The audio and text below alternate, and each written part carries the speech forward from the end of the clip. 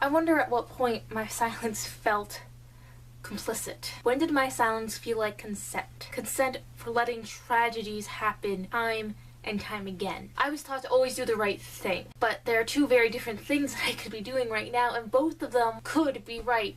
And for a long time, I thought the right thing to do was to be silent, because when it comes to the wrongful death and discrimination of Black people, most of the time the right thing for me to do is to be silent and to listen. I'm a biracial Asian woman who easily passes white and has done that on several occasions. I don't experience racism to its fullest and most tragic extent, and I'll never have to. The worst thing that someone's ever said to me that wasn't a racial slur is somebody asked me what makes me not white. And that's nothing compared to the levels of prejudice and discrimination that so many people have to go through every day. That doesn't make my story any less valid, certainly, and it doesn't mean that my voice isn't important, but it does mean that my voice isn't the most important one in a conversation about race. Which means that sometimes the best thing for me to do is to be silent and to silence racism and to listen to the stories of other people. But past time for me to be silent. As a non-Black person of color, the most important thing I can do right now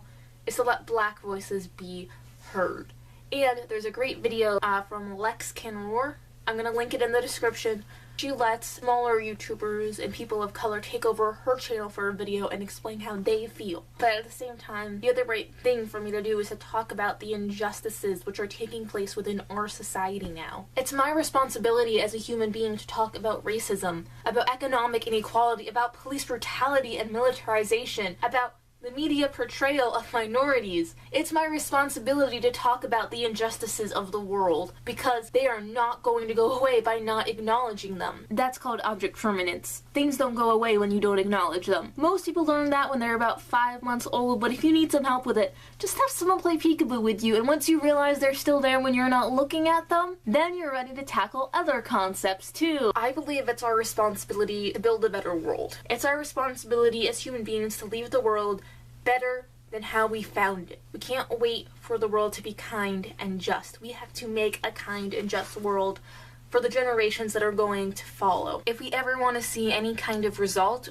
we have to work for this now. I won't be here 100 years from now. I don't think I'll be alive to see the end of institutionalized racism. I don't think I'll be alive to see gender equality. I don't think I'll be alive to see economic equality. That doesn't mean that these things won't ever exist. It means it's my responsibility to do my best to make them exist and to take the steps necessary towards those things now. I hope you'll join me.